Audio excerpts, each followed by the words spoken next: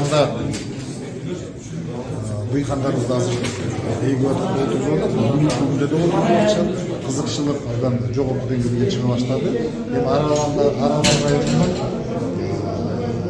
айланаров айланып калсам ошол жерде келечектин жакшы проектилердин түптөлүшү көрүнүп, Ферул албетте бул эми биздин сунуштай турган экономикалык жактан баягы кирешелүү болгон өсүмдүктөр керек. Буга чейин ошол жака инвестиция тартып келинген, анан ошого тоскоолдук кылган мамлекеттик кызматкерлерге буга чейин иштеп кеткен кызматкерлердин адрестерин айттым. Бүгүнкү күндө ошондо Ферула башка аймактарга да өстүрүү пландалабы? Атайын жерлерди бөлүп, атайын программа иштеп чыгып атат. Болжолдуу канча гектар жер бөлүнөт ошо Ферула өстүрүү боюнча? Эми канчалык көбүрөөк болсо жакшы да, себеби базарда бул кандай чоң болот. Эгер өстүрүлсө дыйкандар кайсы жактарга экспорттой алат ошол?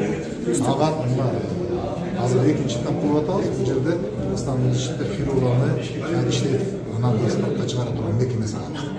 Кыргызстан ичинде?